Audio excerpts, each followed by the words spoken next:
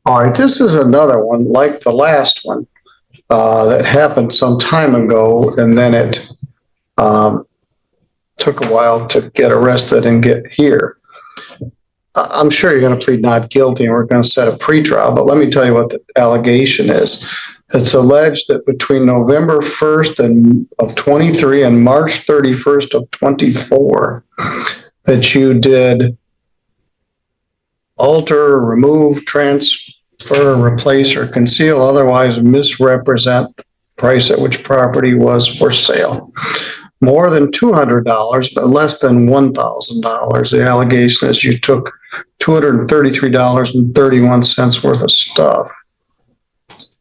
Now, this is a wide range.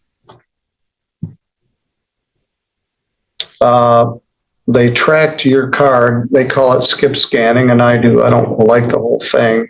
If they had real live cashiers, this wouldn't even be a thing. But they allege that on 6 occasions, you skip scanned items, and they didn't catch you until the 7th incident, which was caught live. Heimbach fails to scan items, or she'll put 2 items together and scan them as one. All 7 incidents of the theft total $233.31. Walmart has video footage of each incident downloaded and available.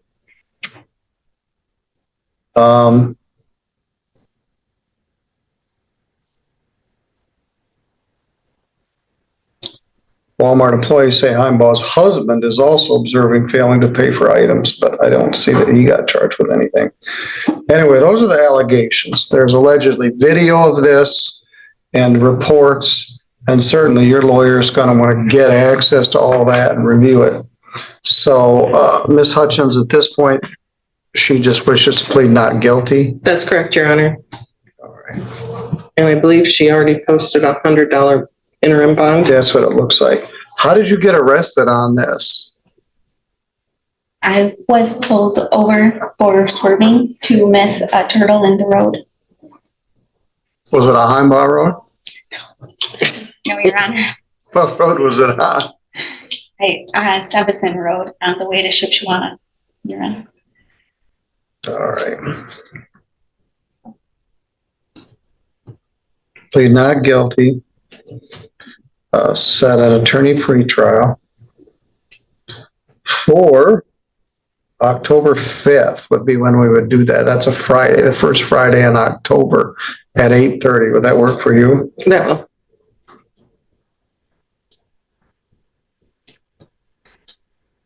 What's your P number? P70717. And I'll ask you to file an appearance. As I indicated, Mr. Reed doesn't have authority over this. The county prosecutor does. There's apparently 7 video episodes and perhaps other stuff. You'll want to get access to that. I believe we've already filed an appearance. All right. It hasn't made it to the file yet, but yes, it does. Hutchins Law. It's here. All right. What I would suggest is at least touch base with the prosecutor's office, get access to the reports, and your bond is continued. Thank you. Did you go to jail for this, or they lay a post bond on the side of the road? I had to go to the jail to post bond, Your Honor. Did you spend the night, or you posted it right away? Right away, Your Honor.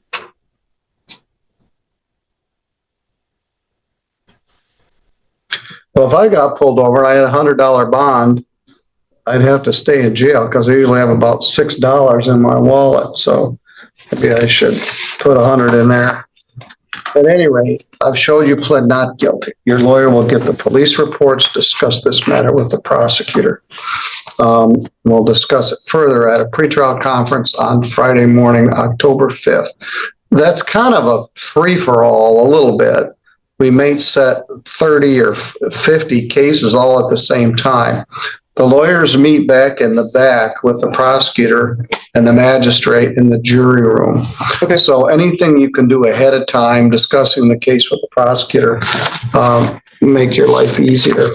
Okay.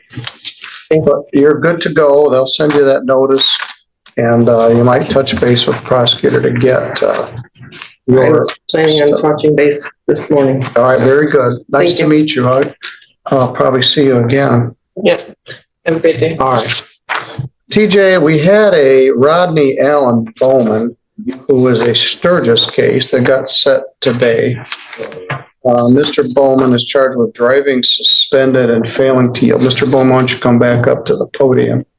He was in an accident.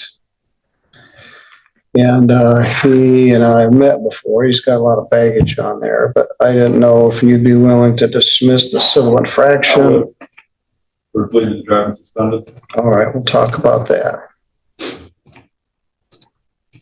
Failing to yield, the way this worked, was a civil infraction. Allegation is that you pulled out and were in an accident. That's a $120 fine and 2 points.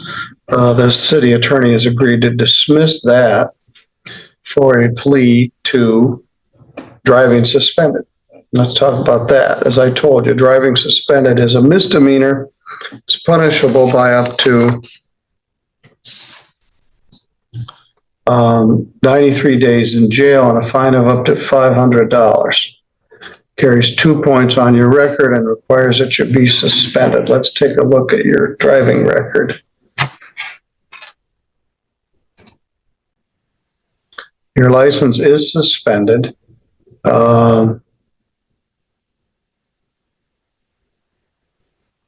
You've been suspended since 2007 for a bunch of old stuff, including driving suspended and not paying fine.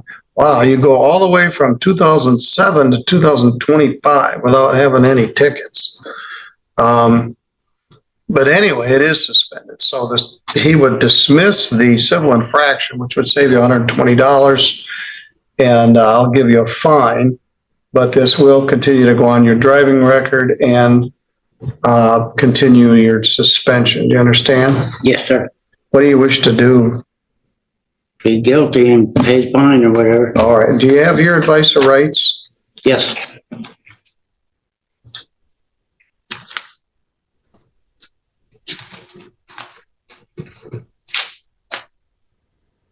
Do you understand by entering this plea, you're giving up all of those rights on the advice of rights there? Yes, sir.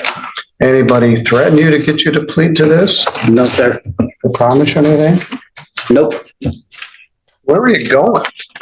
My dog's been out of food for like 3 days. Couldn't get a ride into town to get dog food, so I chanced it myself to go in and get dog food for my dogs. And you got in a wreck. Yep. What to do to your car? Nothing. We actually didn't really hit each other that hard. No damage to the other vehicle. Whose car were you driving? My future daughter-in-law's car. All right, well, she can get in trouble for letting you drive her car, but that's not before us. Anyway, you've been suspended. You haven't had a ticket in 20 years, as far as I can tell. You need to get, the problem is, well, I'm not sure. This is going to cause you to be suspended again for at Yes, least sir. 180 days. You understand? Yeah. You need to go to the driver's secretary of state and find out what you need to do to get your license. I already done that. And What do you need to do? I have a old ticket that I thought was already taken care Yeah, of. over in Coldwater. Yep. And so I gotta go over there and pay that and then go through taking the tests and all that. All right. Well, I encourage you to do that. Either that or I stop am. driving. Because my normal ride is with my father. He was diagnosed with dementia and he's not able to drive no more. So Okay. All right. Well, the fine is $125. There's $125 of state cost. The total is $250. Can you pay that by October 1st? yes, sir. And you did not drive here, which I appreciate. Nope. You'd be surprised how many people drive to court on a suspended driver's license. Yeah, I've heard about that. All right, well, don't do it. All right, stop driving and get your license back, pay that fine, and maybe you're good for another 20 years. Thank you, sir. All right, you're good to go. Ms. Mo, would you come forward? This was tough. Rodney Bowman admitted to driving on a suspended license, something that's been haunting him since 2007. And the excuse? He just needed dog food. The judge gave him a $250 fine and another suspension period. What do you think? Should personal struggles like this excuse breaking the law, or is the judge right to draw the line here?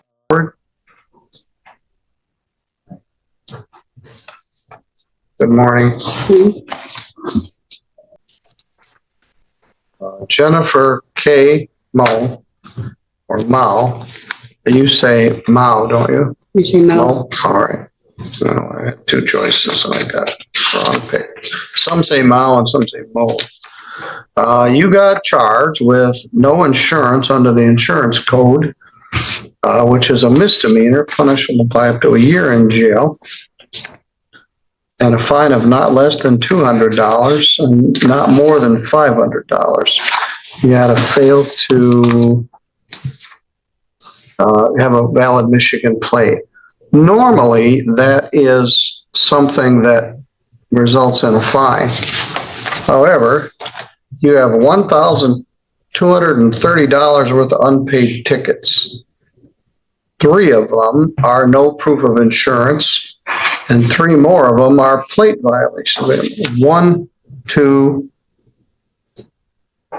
3, 4 no proof of insurance, and 4 plate violations. So you keep driving and doing the same thing. Normally, I don't put anybody in jail for this, but for you, I might make an exception. You continue to drive with no insurance, and then you don't pay your fines. I have insurance now. Well, you didn't. All right. Is that Bowman's? Yes. They're asking for it. Okay.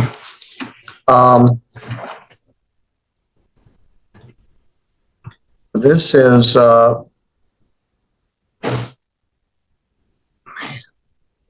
having difficulties getting my current car legal because my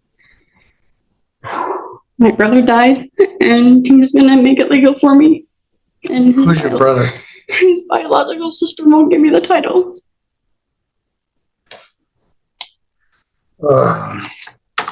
There's a bunch of these all in a row. It's been a very rough year. Yes.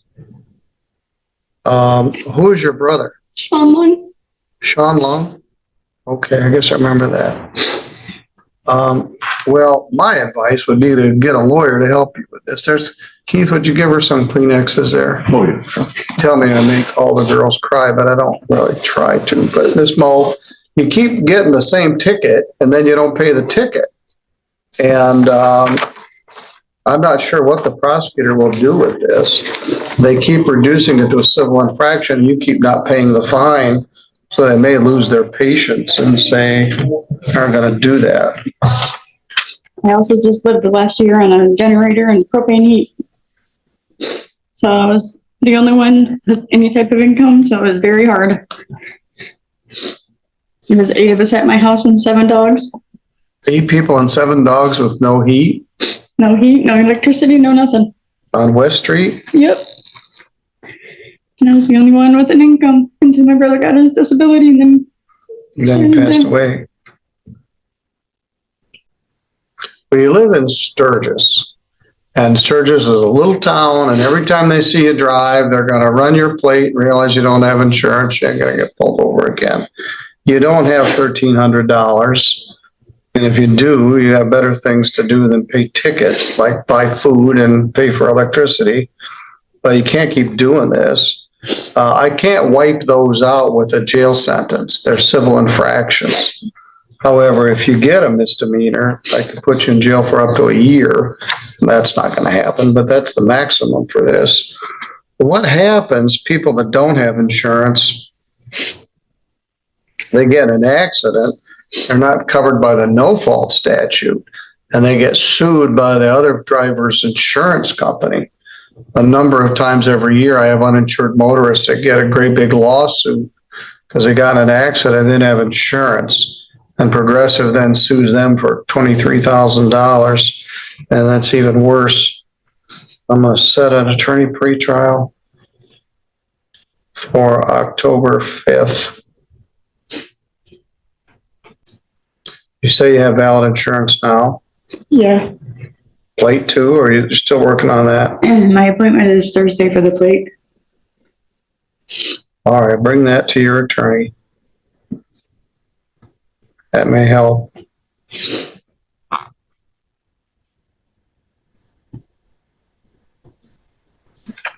All right, I'll have the court officer take you out. Jennifer Moe's case shows the real-life spiral of unpaid tickets. No insurance, repeated violations, and nearly $1,300 in fines. She says it's been a rough year: family losses, financial struggles, even living without power. But the judge made it clear, sympathy only goes so far. The law doesn't bend just because life gets hard. Should the court show compassion here, or is enough enough? I'll put your advice and rights with the file, and we'll get a lawyer. I want you to get proper plate insurance and start to pay on unpaid tickets.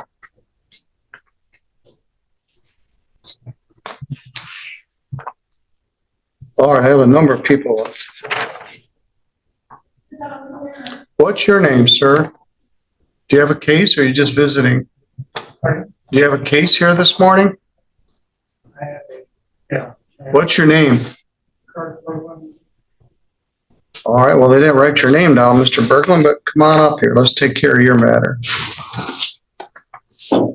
This is file number 251658, People versus Kurt Victor Berglund. I can't tell too much about this. The ticket doesn't tell me much of anything. But it's alleged that you failed to use due care and caution regarding an emergency responder. Yes. It is alleged that on August 8th at 1:30 in the afternoon at US 131 and Hoffman Road, just by the way, there have been a number of fatal accidents at that intersection over the years. There's a red light there and rumble strips, but there have been a number of bad accidents right there. Apparently there was one that you came upon. So you got a ticket for this. I can't tell anything about what it is that you allegedly did. That's all the ticket says. This is in the city of Three Rivers, but the officer wrote it under state statute. I wish they quit doing that. It is a misdemeanor, punishable by up to 90 days in jail and a fine of up to $100. I believe it carries 2 points. Your options are to plead guilty, or if you plead not guilty, I take zero offense at that. We could see if we could perhaps get a prosecutor to speak with you this morning or set it for a pretrial. What would you like to do? Plead guilty. All right, well, tell me what happened. I had a load of dump stuff. I was headed to the dump, and there was a policeman who pulled over somebody for maybe the same reason, and he left them and came in and pulled me over. All right, so there, was he pulled off to the side of the road with his lights on? Yes. And did you change lanes or slow down? Yes, I did. Yeah, I changed lanes to halfway towards the left lane. I didn't change all the way over. All right, so you're willing to admit because you didn't get all the way over? Yes. All right, let me ask you a couple of questions. Anybody threaten you to get you to plead to this? No. Promise you anything? Pardon? I'll promise you anything? No. And you're driving a 2008 Ford pickup? Yes. Now, we're upscale down here. We call our dump the landfill. Okay. When I was a kid, it was a dump. Now it's a landfill.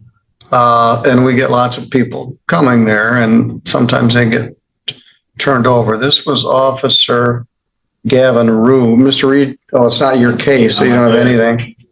All right. I'll accept your plea.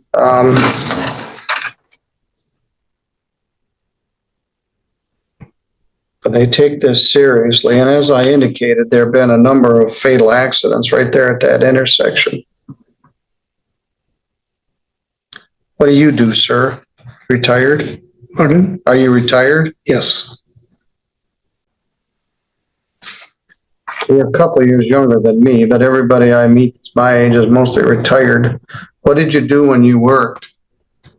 I was a supervisor at a generating station in Los Angeles, Department of Water and Power. And you live right in the village of Constant or Schoolcraft? Yes. Schoolcraft's a nice little town. Or it's a $75 fine, $75 crime victims' rights fee. Excuse me, a $50 state minimum fee. That's $200. Do you wish to just pay that now, or you want me to give an envelope to? Yes, I'll pay it. All right, very good. Sometimes the best thing to do is just get it over with. We had this case does get charged from time to time, and they've been taking it more seriously. All right, thank you. Good luck, sir. I'll take you out there. You can pay the fine. All right, we have a number of people that haven't shown up, and we'll address those.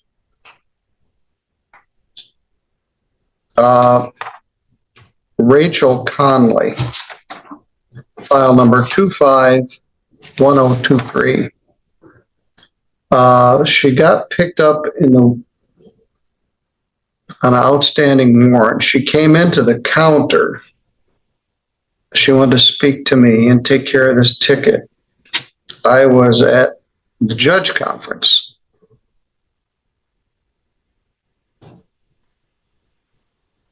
I told her the judge was out and doesn't take walk-ins. Well, I always take walk-ins. I told her she had a warrant, could not leave. She posted a $100 cash bond and set an arraignment. She said she just wait for Judge Pattison to return. He was at a meeting. So anyway, she got arrested, posted bond, set arraignment, 8/26, and now she didn't appear. Well, if I'd have been here, I would have just dealt with her right then, but now she isn't here now. Let's make sure she's not in jail or something. I always take walk-ins. Don't tell them that. Jasmine Conley is in jail, but Rachel Conley is not. We'll try a show cause. This sounds like confusing.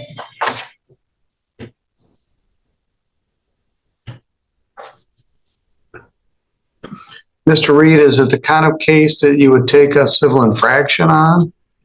Ms. Conley's? Yes. I'm not sure. I don't have that in one of the reports that I did not have. Let's take a look, see what I can tell from it.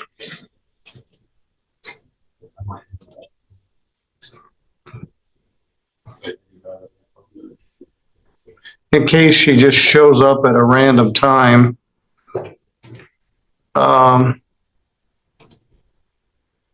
This was the $46.16. She had a co-defendant, Garcia.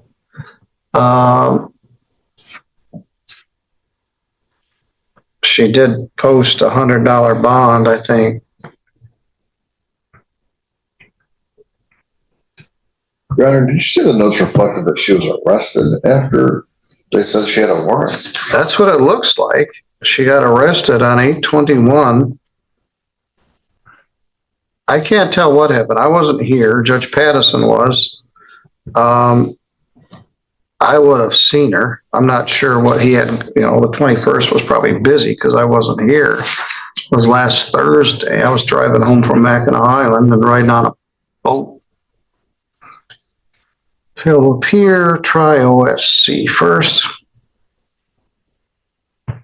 Mr. Reed, is this the type of case per TJR? They paid the property back. The city ordinances that allow a civil infraction for disturbing the peace and retail fraud are very helpful. There's no such corollary in a state statute. Property was recovered. Bumble our way through the last couple of these. Sandra Lynn Mosier. was a classmate of mine, charged with no valid operator's license. She has this horrible driving record.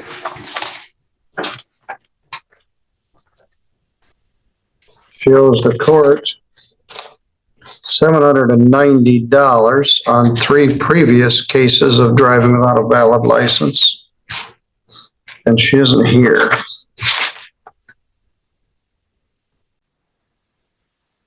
She had some significant health problems, but she isn't here. I'll try to show cause first.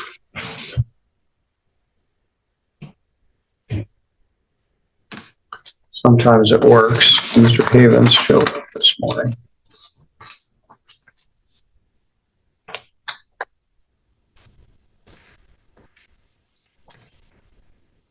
David Zambrano from South Haven is not here.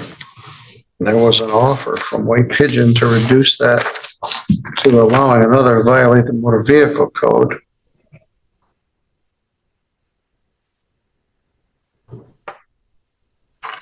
Defendant failed to appear again.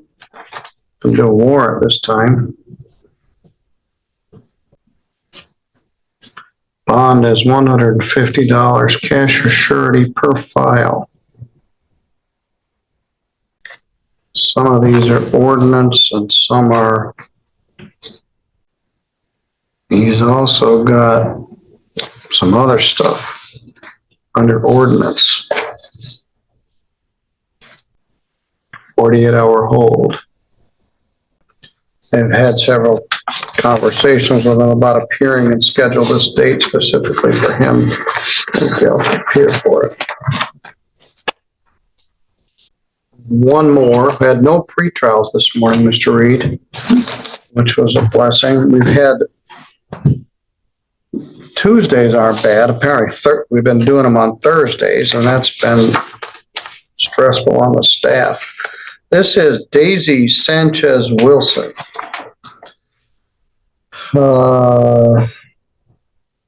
She never had a driver's license. Had a state ID only. She was local. She failed to appear. Daisy Wilson, I don't have a phone number for you, but you need to get into the court and deal with your no valid operator's license and misdemeanor plate violation. All right, Mr. Reed, that's all I've got. Mr. Stickley, thank you for your help. That's hard. Thank you. Thank you. In the last several days, we've had several young women with repeated theft problems. And there's a reason for it. And I had a program for it once, but it doesn't exist anymore. I had a difficult one yesterday and a couple of them today. Mr. George is in trial. Yeah, you're in trial. Yeah. And what kind of case was it? Firearms street case. Oh, yeah, that's what somebody said. I don't know. Well, he's tried more cases than anybody this last year or so. I think He and Gary. Failed to pay permit fee is what it should Oh, be. well, Because if you pay the federal government, you can own the guns. it's better than the last case he had, which was a terrible fact situation, criminal sexual conduct case. All right, we'll take a recess. Our guests are going to go out and have a chill bean. You know what I say about those cases? Better him than me. Yes, well, you paid your dues. All right, we'll take a recess, and we will be on recess because we're going to have sobriety court, and then I'm going to depart for Kalamazoo. I'll be gone for a little bit. All right, thank you all for saying good morning, and I hope you have a good day wherever you are. I will be busy. Well, who's this? Good morning. My fear is you're in the wrong courtroom, and I didn't even know you were there. I'd been working on other stuff, and you were in the background. Let's see, I think you're here on a Judge Pattison case, so let me see. who we got. Uh,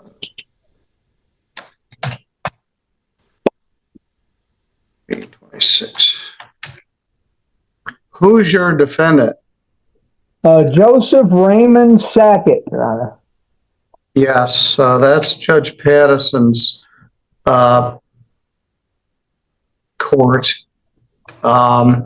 I can You take have care his. of that. Your Honor, I'll go look. I'll find the Zoom. I'll take care of that. Thank you. All right, thank you. I'm sorry, I didn't even have it up. I don't know how long you've been in the waiting room.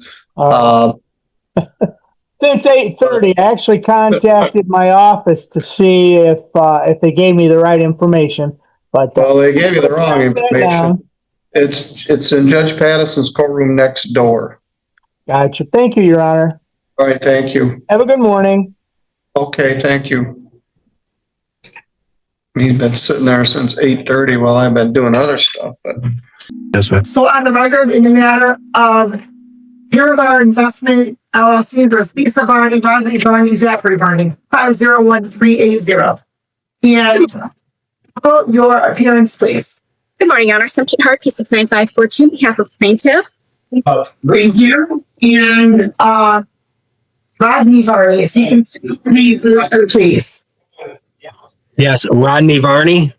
All right. And Lisa Varney, your name for the record, please. Lisa Varney. Okay, where's Zachary Varney? He's at work. He just got a promotion. He couldn't get off. Okay, he couldn't zoom it? No, because He was just promoted to manager and he opens the business. Okay. All right. And counsel, you were able to speak with Rodney and Lisa in a breakout room, correct? That is correct, Your Honor. Thank you for that opportunity. We do have a consent judgment. May I place the terms on the record? All right. And this consent as to all three or just Lisa and Rodney? It would only be to Lisa and Rodney, Your Honor. Okay. And let me just so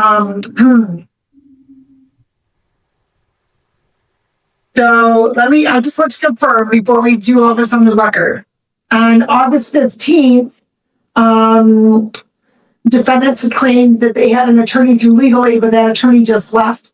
So I granted the request to adjourn to today's date because the defendants stated they were going to seek other counsel. So Ms. Varney and Mr. Varney, are you wanting to proceed without legal counsel? just for now, yes, because no one ever called us back and we're trying to move at the same time. So it's been rough, to be honest. Okay. So I just want to make sure you're waiving your right to an attorney. Yeah. Yes. For now. I don't know what for now means. I mean, I'm sorry for this part of it. Yes. Is there another word?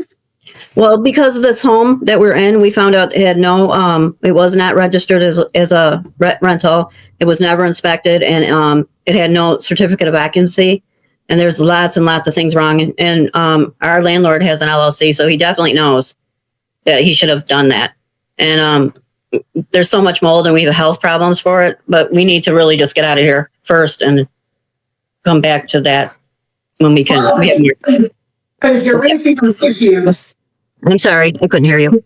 If you're raising those issues, okay, then it sounds like I can't put forth. I can't enter consent judgment because they're making some allegations as to issues. So we'll set this for an in-person hearing. Oh, okay. I'm really, really trying to find an attorney, and I'm having no luck. I'm none of them have called me or emailed me back. That's where I was just gonna just try to just get out of the home, because we want to get out of the home no matter what. That we planned on that from the get. Lisa's on bed rest. She is an amputee. So it's really just me, and I'm doing the best I can. Okay.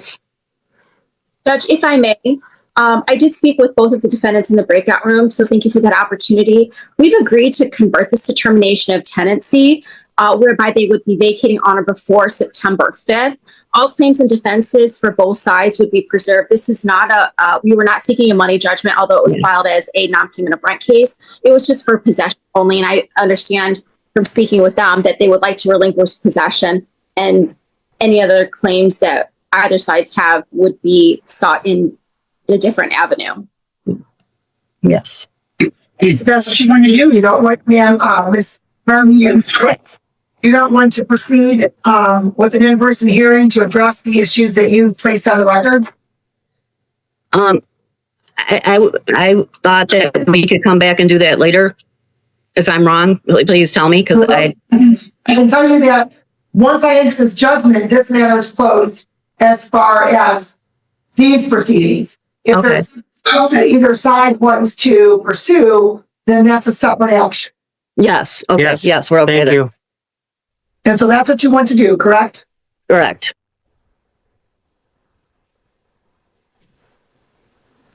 Judge, and for the record, I did advise them of their rights under the court rules, and both Mr. Rodney Varney and Ms. Lisa Varney gave me permission to sign their name to the consent judgment. Okay. Well, so let me ask then about Mr. Zachary Varney. Is that also being converted to a termination of tenancy? Yeah, he's fine with it too. I'm absolutely 100%. I'm speaking with the attorney right now. Thank you. Thank you. Thank you. Miss Hart. Yes, Judge? Okay, so my question was, is the action being converted to a termination of tenancy for Zachary as well? That is correct. All right. And so as to defendants 1 and 2, the court does find that the waiver of rights is valid, and they want that they're choosing to proceed without representation, and asked to and then the consent judgment will enter. The court will grant the convert. It's a termination. It's converted to termination of tenancy, and all legal claims either side may have are preserved. So, counsel, please. This one is tough. The tenants admitted the house had mold, wasn't even registered as a rental, and still agreed to move out by September 5th. The judge made it clear, once that consent judgment is signed, the case is closed. No second chances to bring those complaints back. So the question is, should unhealthy living conditions matter more than the landlord's legal paperwork, or was this the only fair way to end it? Please make sure that is in the judgment under paragraph 10. Absolutely, Judge. And you all agreed September 5th, correct? For the move-out meeting? That is correct, Judge. Yes. All right, the court will note that plaintiff, the parties, defendants not move out on September 5th. Plaintiff applied for an order evicting the defendants. Additional money may be ordered to damage the property if person rent continues to accrue. Partial payment will not prevent the formation order evicting the defendant. Nobody charged will action at this time. And sports will sign it on the seat. Thank you, Your Honor. Thank you. Have a good day. Thank you. You too. Okay, and Mr. Mann, is Mr. Fisk here in person? He should be on his way, Your Honor. He did get screened at the 25th District Court for the sobriety. That's why it took longer. I apologize. Okay, that's okay. He hasn't checked in. He said he was on his way. He's 6. He's here? Yes. Yes. Yes. Okay, we're gonna check. Okay, let's just, okay. Are you on the sneeze or something? Well, we have one custody. Moving on.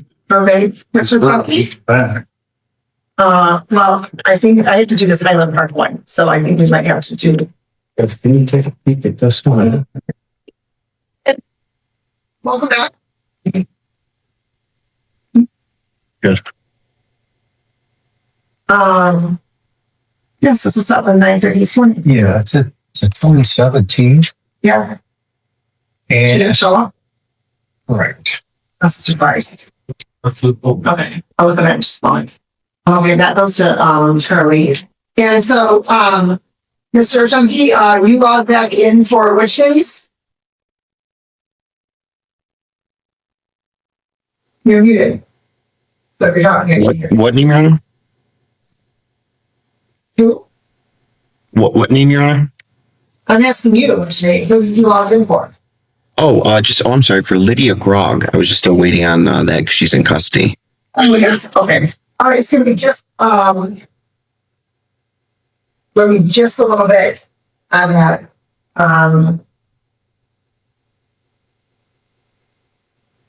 The motion hearing I have to do, and so it'll be, can you log back in at 1:00? Absolutely, Your Honor. Okay, let's do that. Let's just, that way you don't just stare at me. Okay, thank you, Judge. Okay, thank you. Okay. Let's go on the record in the matter of Andrew Fisk, 241432. Stephen Mammon on behalf of the defendant, Your Honor. Okay, thank you. And Mr. Fisk. Andrew Fisk. Sorry? Andrew Fisk. All right, very good. Thank you. Okay. And so today's date is scheduled for sentencing on the probation violation that previously been fun to. I know this has been pending for a while. The matter that prompted the violation, there were two or three issues. One of which was a new case that you were arrested for. That took a little while for that to come to fruition in the 25th District Court. I believe they were waiting for blood results as well.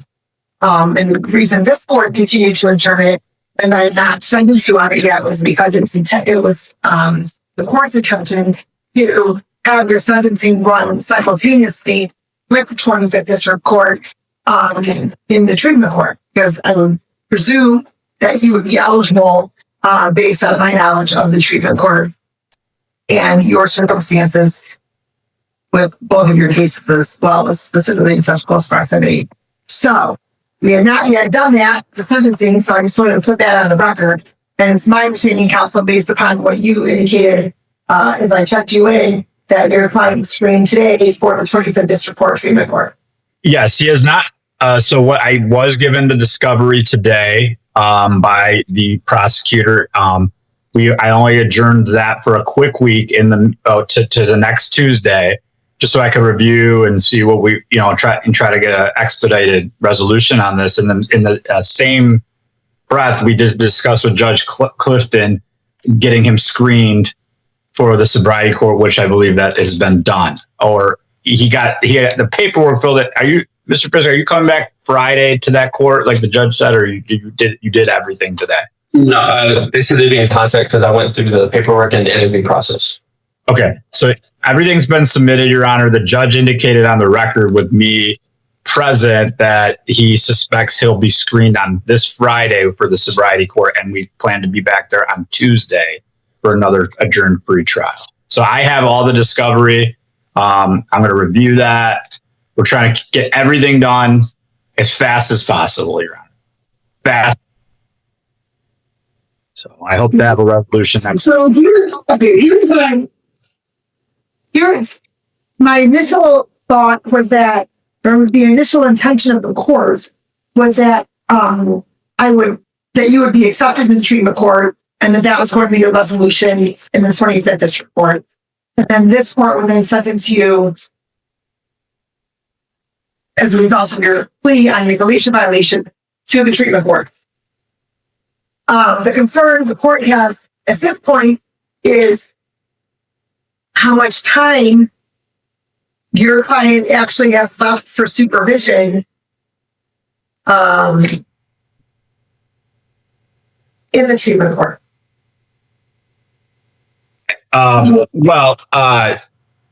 Obviously, Your Honor, just for ethical purposes, I do owe it to my client to review the discovery in that case. I'm not suggesting that you're doing anything to delay anything unnecessarily. Right, and so what my please let me make a record. Just one moment. Okay. Based upon what you represented, it's not this court. This court does not fault counsel for any of the delay, and I'm putting delay in air quotes, because it took a bit for that to come back from the Wayne County Prosecutor's Office for an authorized warrant. Then I understand that there's blood results that need to be that there are blood results or blood draws, and so then they're awaiting the blood results. So counsel, I'm not suggesting that you're delaying it in any way. The practical the practical issue that this court has to consider is that your client is down to, in this case, your client is down to about 15 or 16 months of supervision left. And on the matter, the new matter, he has a fresh 24 months of supervision. So, Right. So I make that record because I'm inclined to abandon my initial intent and to proceed with sentencing on this matter. I'm inclined to revoke probation, order a 45-day tether, and close this matter out. I mean, Your Honor, my hope was, like I said, getting the discovery today, getting him screened, and getting that set up and having it, the judge initially wanted to keep it for that September 30th date that we discussed 2 weeks ago that, you had concerns about. We want to get this done on an expedited basis so we're not dealing with probation problems. Nothing has changed. In fact, we're in a faster trajectory at this point after having gone on the record today. Actually, they didn't even schedule it for today, but they pulled it for me because I explained that you were concerned. So, I think there's nothing that has really changed for the worse since we last spoke. If anything, it's changed for the better. And I think that, everything is going the way it should. I expect, obviously there could be some kind of search issue in this discovery. I just got it, but I expect ultimately some form of resolution in this matter. And I hear what you're saying in this court. I could theoretically exercise some legal arguments on the new case, but may lose the war ultimately with this case is what I'm hearing. And so what I want to do is talk with my client about that. If you want to adjourn this to next week after the new hearing, I expect there to be a resolution of some sort. So, we're very close to having this resolved, Your Honor, in my opinion. I think we're right here. So. And you can hear all, and what I was intending to do in changing this court's trajectory as far as which direction I was inclined to go was just close this out, right? No longer the information, this court, 45 days tether, then everything else that's happening is going to occur. The case in the 25th District Court and still be screened for the Supreme Court, participating treatment court. The concern is if I'm sentencing your client to the treatment court, all right, so let's presume that next week there's a resolution, there's a plea, and then he has a sentencing date. We're still looking at a few more weeks out after that. I hear you. I see what you're saying. And so then what that means then is that now you're down to even one less month of supervision on this case because it no get maximum months or 24 months on a misdemeanor case of supervision. So when I initially was going to sentence your client to treatment court to coincide with this new case that we received, right? And then thought occurred to me back in March and April when all of this first transpired. And there was still a significant amount of time left for supervision on this case. But based upon the delays that occurred, not because of counsel, then that's eating up about 7 months of supervision. So that's why, counsel, I'm inclined to do 45 days on the alcohol tether, revoke probation on this matter, and then So there's a scram tether. Over the 25th District Court case. What's that? Just you're saying scram tether, alcohol scram tether? Yes. Mr. Fisk, what the judge is indicating is that she's going to revoke your probation, not incarcerate you, but put you on an alcohol scram tether for 45 days. So the court can monitor whether you're drinking or not. So no blows. Currently, right? That's the one you're talking about, the one I'm currently on? Okay. Yes. Yeah, okay. Because when Well, it's not anything new. okay, yeah, because when you said put one on, I was confused. I thought it meant like the home monitoring check. Okay. Right. It's not anything new. If that's the case and there's no incarceration. Andrew Fisk got a break here. Instead of jail, the judge revoked his probation but only gave him a 45-day alcohol tether. Basically, it's a device that checks if he's been drinking. The court admitted they ran out of time on supervision. So this was the compromise. Do you think a tether is enough to keep someone accountable, or should the judge have handed down jail time? I'm not going to really object to that. Right. And then just so you know, in the event, the revoked probation comes up in any of your screening discussions with 25th District Court, they can always contact over here and you can explain why it is going to revoke your probation and then you can proceed with just being sentenced over there for the treatment. Okay. Yeah, I have no objection, Your Honor, to that. Okay, so that's the court's going to do. The court's going to revoke probation. 45 days alcohol and other, which should get you through sentencing anyway over there. Okay. Good luck to you, Mr. Fisk. Good luck to you, Mr. Mammoth. Thank you, Your Honor. Your We're gonna get him on the right track, I assure you, Your Honor. Yes, real quick, I have the for my team on this for the. oh yes, I'll take a look at that. Is there okay.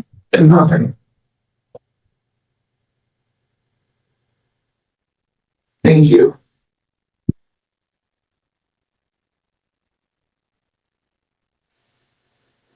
Okay, very good. All right, we'll make a copy of this and we'll keep that notified. Thank you, Thank you, Your Honor. You too. Thank you. All right. You too. Okay.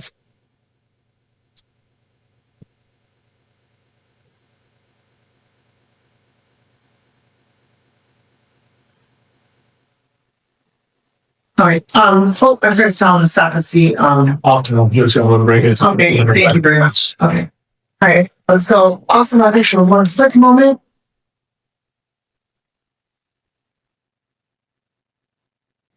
All right. We are on the record. We are recalling the matter of community focused credit union versus John Rushlow 2320. Yes. Once again, Your Honor, good morning. Michael T. Mamet, P81102 on behalf of plaintiff. Thank you. And Mr. Rushlow, your name for the record again, please. My name is John Rushlow. Okay. And okay, the two of you went back to the breakout room to discuss a few more parameters regarding the potential resolution. Yes, Your Honor. And now I do believe that the defendant would rather argue his motion. Okay. And so, Mr. Russell, I'm going to have you please raise your right hand. You solemnly swear from the testimony I ask in this matter, the truth, the whole truth, and nothing but the truth. I do. All right, thank you.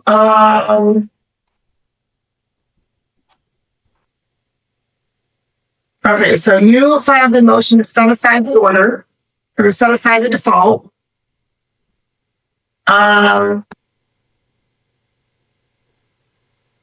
default was entered. That's July 8th of 2025.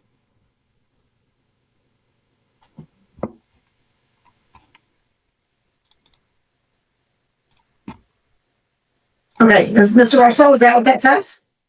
Yes. The judgment was entered July 2025. Say again, Your Honor. Sir, you are in court, so if you are having trouble hearing me, then you can let me know that you're having trouble hearing me, but tell me to say it again is not necessarily appropriate. Mr. Rushlow, was the judgment entered July 8th of this year, so just last month? Yes, Your Honor. This is a 2023 case. How? Your Honor. How? Your Honor, if I may, it was filed in 2023. The defendant filed bankruptcy. There was an administrative closing. This was included in the bankruptcy. So it was just reopened. Plaintiff filed its motion to reopen and for judgment. The defendant was personally served back in 2023. We received nothing. The motion to reopen was filed in May. Judgment was granted in July. That's where we're at. Okay, that makes more sense now. Okay. Thank you. So the matter was not discharged in bankruptcy? No, Your Honor, the bankruptcy was dismissed. Okay. And Mr. Rushlow, in your motion, an affidavit to set aside the default judgment. Yeah. Wait a minute. Mr. Manning, so Mr. Russia was served in 2023. The order to reopen the case was submitted to this court and then signed on May 9th of 2025. When did you then renotice or reserve Mr. Rushlow, letting him know this case had been reopened and that you were submitting a default judgment? Your Honor, I don't believe I have to reserve the defendant with a complaint after the bankruptcy is closed or dismissed in this case. It was included in the bankruptcy. The defendants have been aware of it. The only way he could be aware of it or included in the bankruptcy was if he was aware of it. He was personally served in 2023 and he admits to the debt. So I would argue he has neither good cause nor meritorious defense, but he completely lacks a meritorious defense. So under the two-pronged test, we don't even have to consider good cause. Well, okay, but let me clarify something. So there seems to be something missed on our end. This matter was reopened after bankruptcy. So what should have happened procedurally is that there should have then been, the scheduling order should have been mailed out to both sides. Was that mailed out to both sides? I didn't receive anything, Your Honor. Your Honor, I don't know if we got a scheduling order from the court because we had filed our motion and then our judgment. I understand you filed your motion for entry in default. But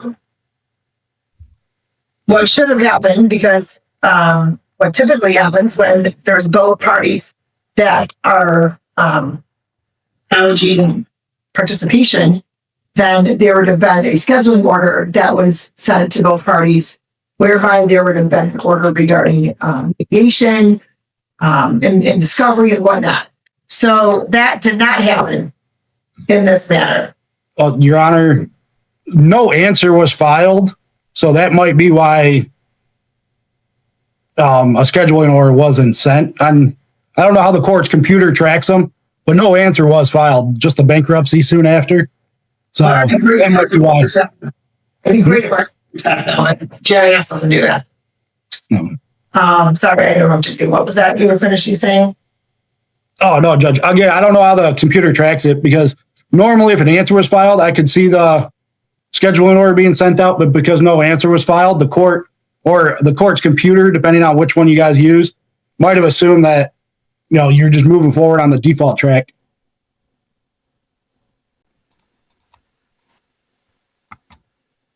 So, Mr. Reslow, you filed a motion to set aside the default. However, you only indicated that number one, A was checked. I don't see what your meritorious defense is. You don't have anything checked for that, nor do you have anything attached to that for that. Yeah, Charlotte. The only thing I really have is I know the amount that I went bankruptcy for back in 2023 has changed, and I was never given any notice. Talk with the creditor trying to sue me. Mr. Russell, just trying to take care of this responsibly. That's why I picked the court for that motion. Mr. Russell, I got to seek legal counsel. Mr. Russell, Yes. I'm hearing you every day. You're standing here. Yeah, I hear you. Your Honor. Okay. So I do not see your meritorious defense attached to your motion and affidavit. Like I said, I didn't know any of this ever existed. I should have sought legal counsel before setting aside this motion. And I will. No, sir, you can't say you didn't know this existed. You included it in your bankruptcy. I included what in the bankruptcy, Your Honor? You included this case in your bankruptcy filing. So you can't say you didn't know it existed. No, I'm not saying that the account, I didn't know what you're talking about needed to be attached to the motion. Well, did you read the motion and affidavit, sir, before you signed it? Yes, Your Honor. Okay. So you have to check either 2A or 2B, meaning whether the court lacks jurisdiction, cause for your failure to appear, and why you didn't appear, And then defense. You didn't check either one of those, sir. I didn't know what the meaning was behind those, Your Honor. Did you contact legal counsel, sir? I have not done so yet. Well, okay. I'm not really sure what the delay is because this matter was filed back in 2023. Did you have an attorney representing your bankruptcy matter? Yes, I did. Okay. So then did you speak to your bankruptcy attorney regarding this? This matter, I was trying to take care of it myself, Your Honor. Being responsible, so I had to go back to the bankruptcy. Well, here's what this court's going to do. This court will grant you 2 weeks, sir. 2 weeks if you're going to hire an attorney or not. In the meantime, you need to submit your meritorious defense. That's it. If not, this court's going to deny your motion to set aside the default judgment. Okay, Your Honor.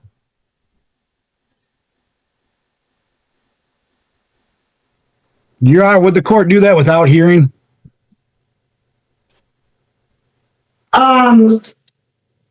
Just a moment. We're going to adjourn this to September 9th. Yep. 9:30 a.m. Counsel, in regard to no hearing, no, because I want to put it on the record. Okay. All right. Thank you, Judge. And would Your Honor, if that's not presented, do I have time to file a motion for costs in the interim?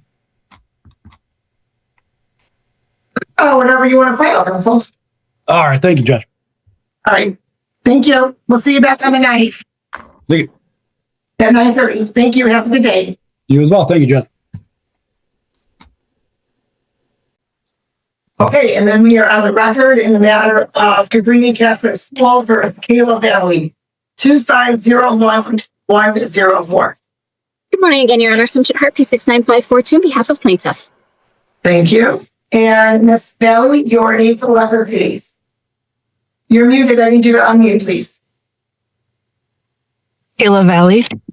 Okay, and counsel, the two of you were able to speak in a breakout room, correct? Yes, it is correct. Thank you for that opportunity, Your Honor. However, we were not able to resolve this.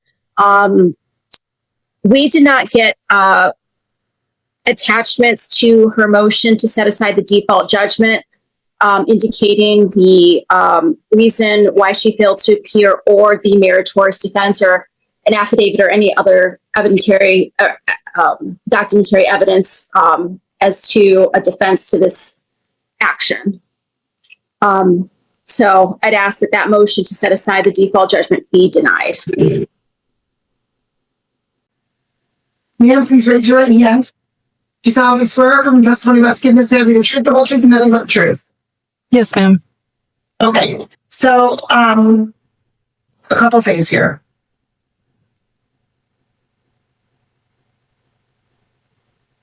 All right. The default was filed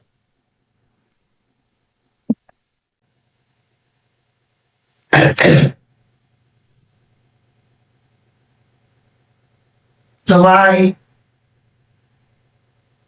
24th. And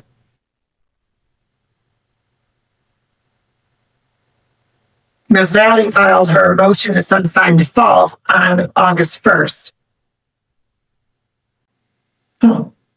And so, ma'am, did you receive notice of the complaint? So I received a letter in the mail about the judgment, and then it said that I had a certain amount of days to answer back to them or to appeal. So I had called their office to see what I needed to do, what my options were, because I wanted to appeal it, because my son only went to school for maybe a total of 15 days, which I did. Hold on. That you're getting the facts of the case. Right now I'm asking, were you served a copy of the complaint in this matter? Complaint, not default judgment, complaint. Yes. And I responded to the lawyers, and I made the mistake of not also sending it to the court. I had only mailed it to them, and I made that mistake. I didn't know that I was also supposed to mail it to the courts and as well to their lawyer's office. So that was my mistake. Just a moment. You filed an answer? Yes. Ms. Hart, do you show that there was an answer filed? No, Judge, we haven't received an answer from Ms. Valley. Did you receive any communication from Ms. Valley after service of the complaint? No, Judge. Not at all. Not at all. I'm looking at her case file now, Judge, and we did effectuate personal service on Ms. Valley with the summons and complaint. She has not answered that. We haven't received anything. Okay. Mayor, did you receive something personally from a processor regarding the complaint? I'm sorry, what did you say? You're kind of breaking up. Did you receive something personally served to you about the complaint? I did receive, after I sent the appeal, I got served with the judgment being signed by the judge. That was the last thing that I received. Another question. So when the case started, it's called a complaint. Yeah. That was on June 19th. When did you find out about this entire case, ma'am? It was in the beginning of July. It was the first week of July that I mailed out when I talked to the office, and she told me that I had to respond within 20 something days. Okay. So I believe. Yeah, I do. And I also submitted it to you guys too. When I did the motion to default, I also provided my answer with that as well. And all the medical documentation was included in that, as well as what I sent to the Andrew Cox law office. Well, I'm seeing that there's, I'm seeing medical stuff here. Let me see here.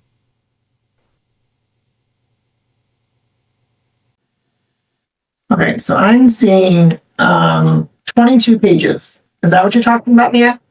Yes. Okay, and Miss Hart?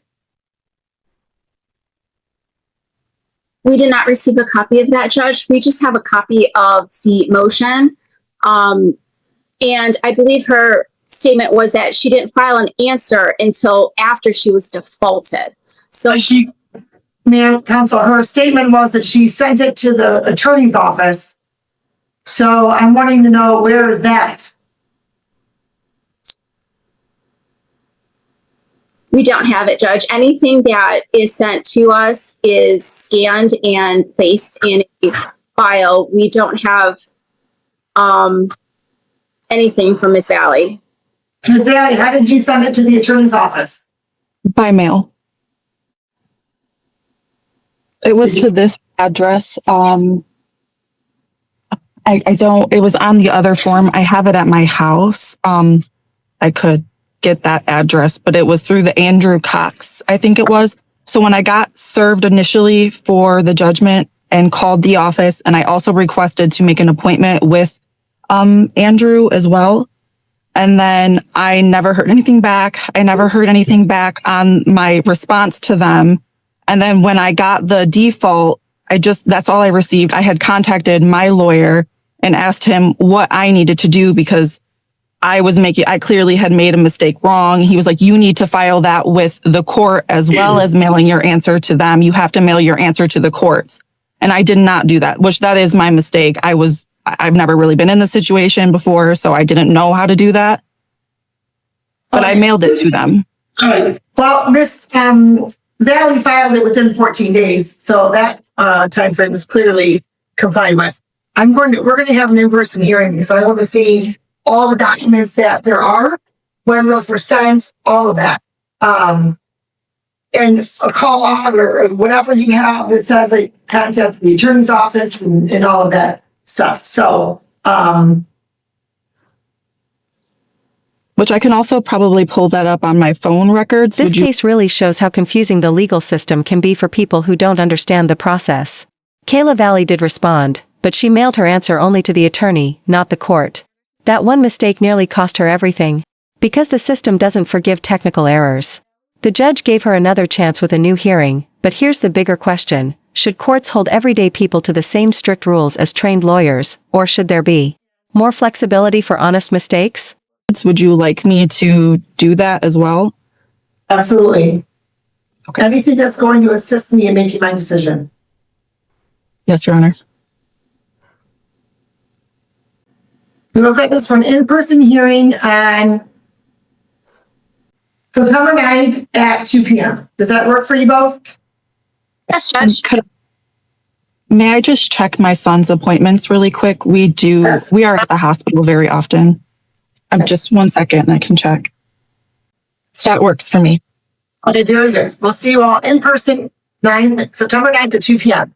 Ma'am, anything that you are intending to submit as evidence to the court, you need to send to the other side. Okay, so anything that I submit also to you guys, I have to mail it to them as well? Yes. Further? Okay, thank you. Okay, all right, anything else, counsel? No, nothing for plaintiff, Your Honor. Thank you. Thank you. Anything else, ma'am? Ms. Bailey? Nope, that's all. Nope, that's all. Thank you. All right, have a good day. So, awesome. Thank you, Your Honor. I believe that concludes it for the Cox docket. Have a great day. You too. Thank you. Okay, and so we are on the record in the matter of Highland Park case number, the 30th District Court number 25536. The name of Highland Park versus Carla Oliver. And appearance for the people, please. Oh, for City of Highland Park, Till Manual, CP 81003. I don't know. May we all first judge my Clinton? Yes, that's right there. Yeah. Okay. All right. I'm sorry. Pastor, your appearance again, please. Till Manual, CP 81003 on behalf of City of Highland Park. Thank you. May it please the Honorable Court, Gilbert Borman, P37642. All right. Thank you. And your name, please. Carla Oliver. Okay. Just make sure your hands are out of your pockets, please. And it's there. Today's the date scheduled for the motion hearing. And counsel, Mr. Borman, you filed a motion to dismiss, correct? Yeah. All right. And people filed a response. They did. All right. And are we proceeding with the motion hearing? Yes, if you please, Judge. Okay. And so counsel, you may proceed. Judge, now is the date and time set by the Honorable Court for this hearing. And it's our contention, and our brief is very clear, just to hit a couple of high points on it in terms of... Kayla walks away with another chance, but notice how fragile that chance really is. One missed deadline, one wrong filing, and she's back to square one. The court gave her time, but will she use it wisely or let the system swallow her case again? Only the next hearing will tell. What it has to say. First off, if my client had really committed a breach of the peace on that day, the chief of police of Highland Park was right there. She wasn't arrested. Secondly, and there's a problem with evidence on this in that we do not have any video from the hallway where everything took place. To refresh the court's memory, the actual confrontation between my client and the mayor started. My client was standing in the hallway. The mayor was in a room, and immediately at the end of that hallway, and the mayor had directed my client to appear and was proceeding to abuse my client, knowing that she was in the hallway, knowing that she could hear her all so clearly. And on at least 5, probably 8 or 9 occasions, said she's suspended, no pay, she's suspended, no pay. She kept saying it, knowing that my client was there. Quite honestly, the mayor instigated the incident, and this can be shown. Secondly, and probably just as importantly, the incident happened on December 20th, 2024, but the case wasn't even filed until April 2023. The court should ask, why did it take so long? And that gets to our main concern with this particular case, is that it is politically motivated. That this was done at the behest of the judge, by the leader of the city, because she wasn't happy with my client. And I would also add that my client had made a number of comments about city government in the couple of weeks preceding the handing down of the case. And there can be no question that this case was well, that it should never have begun. And the city knew or should have known better, and they filed it, and here we are. And it's not fair to my client, obviously, to be facing charges. And on top of that, they accused her of a battery. Yet even by any of their own discovery, they admit that there was no physical conduct. So why was she charged with battery too? Again, it goes to the political motivation to harass and intimidate somebody, questioned how the mayor was leading the city, which gets us to where we are today. A judge sitting and hearing, completely independent of what the events, and we're presenting you a picture that should cry out to the court saying, this can't happen. This isn't how we govern in this country. And I think that's pretty much it. There was no breach of peace. If there was a breach of peace, it was instigated by the mayor. She absolutely knew my client was in her voice shot. She demanded that my client be there.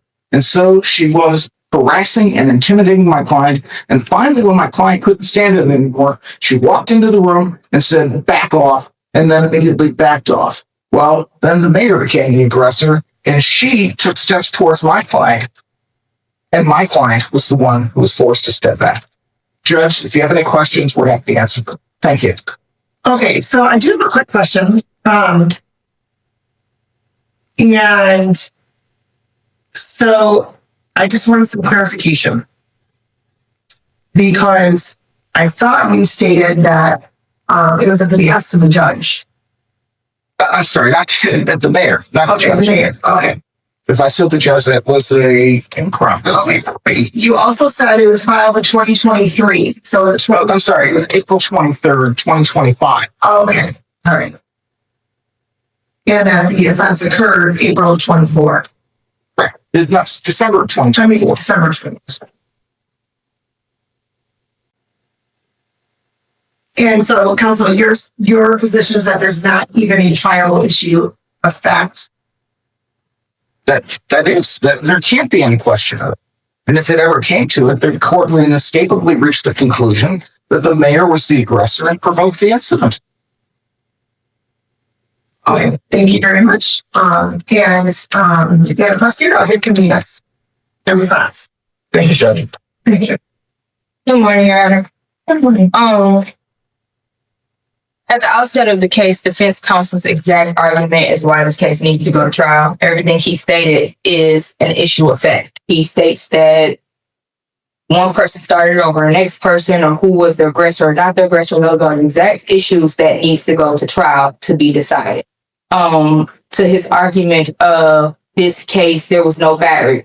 We all know, going to law school, you learn that assault and or assault battery comes together in the Michigan statute. The statute says that it's either an assault or an assault and battery. There does not have to be a battery to have an assault. We know that. That's clear by case law. That's clear by the statute that an assault can occur without a physical touching. So the whole argument of there was no battery, so this case can't be a real case, doesn't matter because an assault did occur. And if he's stating that an assault did not occur, again, that is an issue that needs to go to the trier of fact to determine whether an assault actually occurred or not. If this argument that defense counsel was making was a valid argument, everyone would get off on crimes. You could just file a motion to dismiss and say, hey, this is not valid. It should not go to trial. Trial is the reason for this to determine if Ms. Oliver is guilty of this or not. Now, his arguments about political retaliation and all of that, that has nothing to do with the charge of assault and battery of juror, which is what we are here today in court for.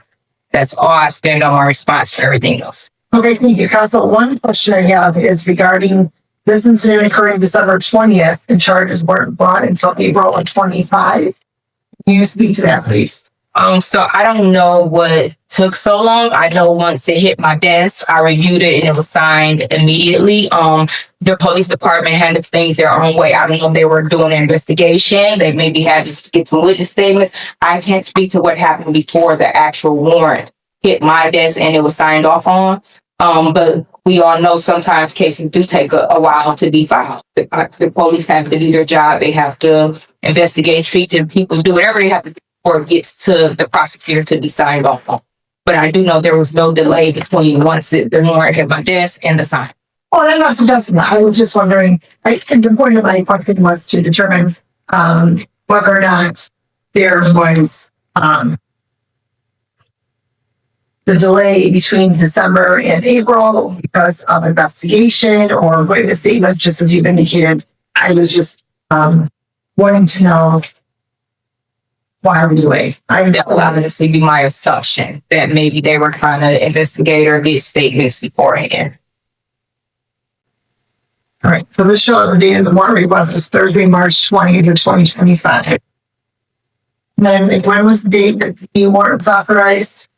I don't know the exact date. I don't have it offhand all of my brand office, of course, but it may have been the April date. Let me double check. I remember getting that email from the detective. Didn't know about it. Didn't know about a copy. I don't have that information in front of me. I'm sorry. Okay. The court will note that there is an investigative summary dated February 7th of 25, which would further support the prosecutor's statement that there was likely an investigation that was going on.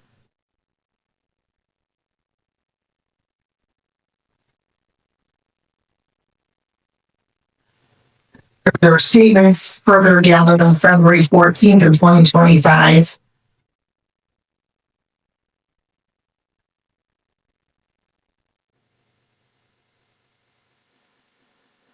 What was the April date that she just stated, Charles? April 23rd. So I will say that it does look like it was authorized by the prosecutor April 23rd, and then sworn to by Judge Officer Holly on April 23rd as well.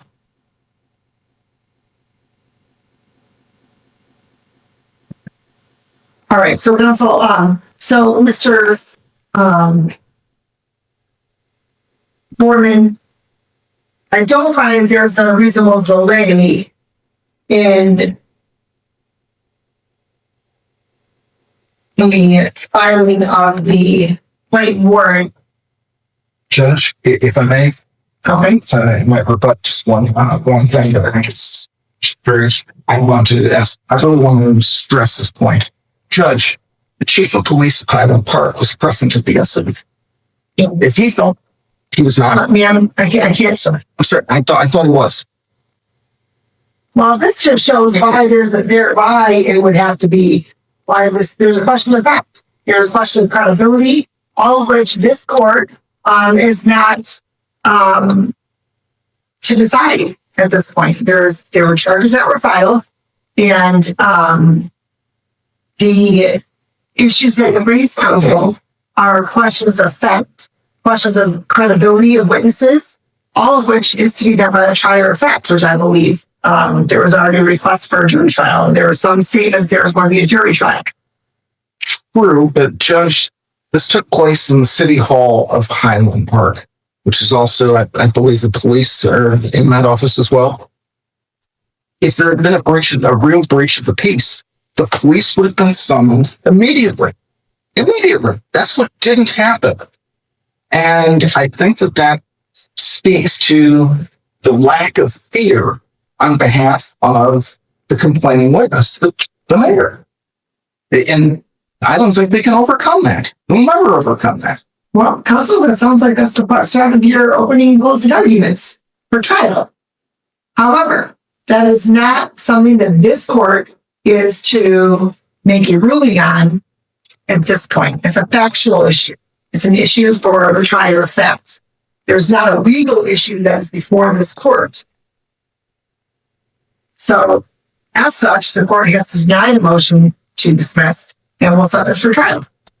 Very good. Thank you, Judge.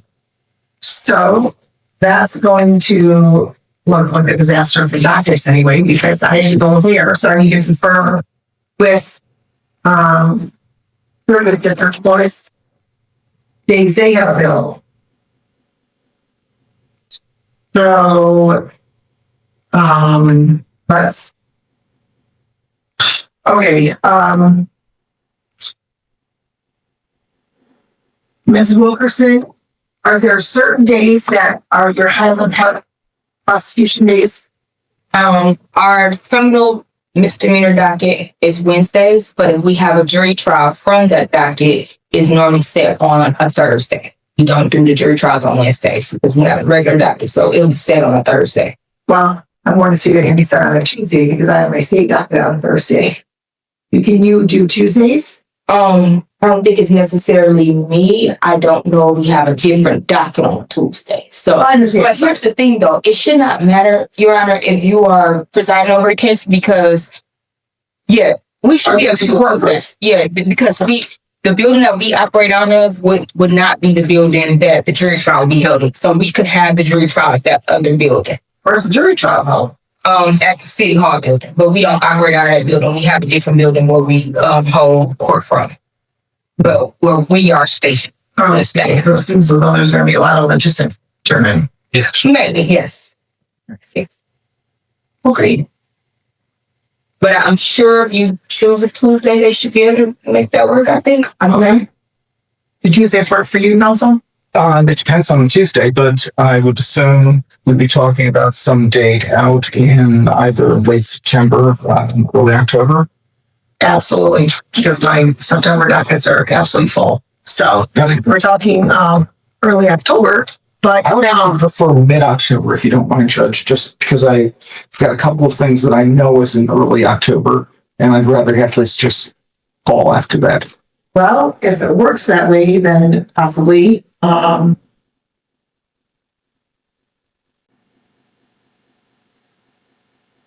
So I'm looking at October 14th.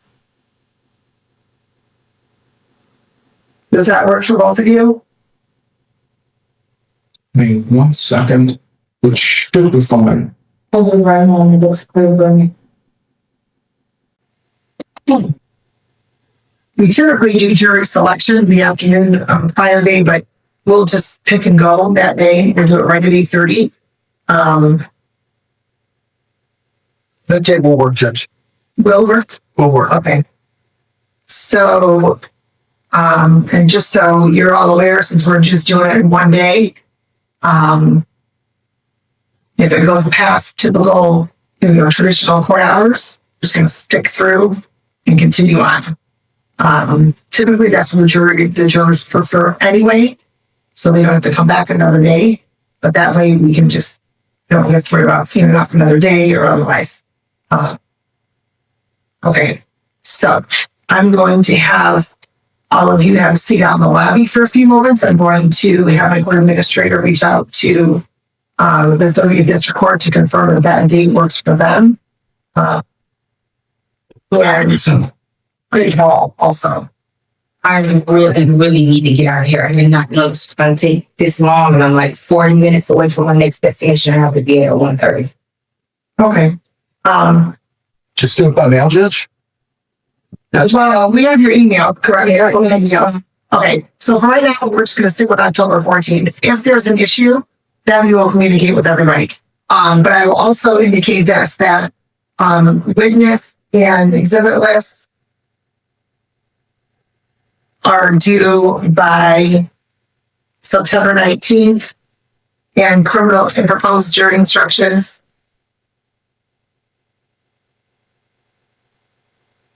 and then we will do a final conference. That way, what I do is be confirmed to see if there's any issues with any witnesses, any of the exhibits, any of the proposed jury instructions, and then we have all that finalized so that on the day of trial, we don't have to utilize any of that time and we just go. Okay, so we will do the final conference on September 23rd. At 11 a.m. That may not be a good date for me, Judge. Just hang on 1 second, please. That day wouldn't be good for me unless we do it like later in the morning. So the 23rd doesn't work. I'm out the 22nd. Hold on, Council. Hold on, Council. She was still speaking. It's fine. I was saying it doesn't work. So that you said later morning. That like I can push it later in the morning, 10:30, 11 maybe, but before then I can't. Okay. Could we do the 25th? We can do the 25th. That would work for me. The rest of the week is just I've got conflicts. The 25th work for you, Council? It would be the morning, 23rd. We could do 1 o'clock. We could do it in the afternoon. Yeah, boy. Okay, let's do that. Let's do the 20. Does that work for us, Aaron? Yes. And it's just for Front of the conference and call it. So your client doesn't be present, council, unless there's a resolution that's going down the record. Your client is there. Yeah, doesn't have to be present. I have a question. Mr. Montgomery. Stand up when you're dressing. Sorry, I've never been to court before like this. In regards to the bond that I have, right? And read the letter and it says no contact, which I haven't contacted her. I don't need to contact her. I just want to make sure because I am very vocal on our Highland Park social media. I want to make this clear about this court and this situation that's happened on that page. I want to make sure the whole city is there. Is that where? In court that day. So I want to make sure that it's not considered intimidation at all. That's what I'm asking. I want to be able to vocally state about what's going on. Let me say this. Let me say that the courtroom is open to everyone. Okay. And I also operate a courtroom that is going to maintain decorum and respect. Mm-hmm. I'm sorry. So if any of that is being violated, that will be dealt with on that day. There has not been a motion to close the courtroom. There's not been a motion to exclude anybody. So as your attorney will indicate, the courtroom is open to the public. That's where we stand right now. So I can post. You still have your first movement, right? Okay. That's it. That's all. As long as you're not violating bond conditions. Yeah. I just want to be clear what intimidation actually meant as far as that's it. Tell me your case is allowed. That's not it. Oh, okay. That's what I want to be sure of. That's all. Okay. Did your attorney clarify that? Okay. Yes, Your Honor. Okay. Thank you, George. All right. Anything else? nothing further, Your Honor. Okay, bond and conditions are continued, and we will go off the record. All right, in the meantime, I'm going to have my staff work with 30 district court staff to figure out all the logistics work or a jury trial in the city. For the jury box and everything, the city hall. Well, that's the original courthouse in City Hall, but we'll sort of transition it into a new building, so that's why we're not at the City Hall. Okay, that but makes it's more still sense. comparable as the courthouse. Okay. Will the trial be held there? Yes, it's normally held at the original courthouse when we have jury trials. Yes. Okay. Our judgment is 17 for us. Yes. Okay. And How many court officers? I'm good. How many court officers does the board have?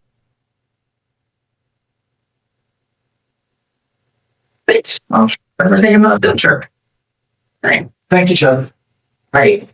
Thank you. Okay.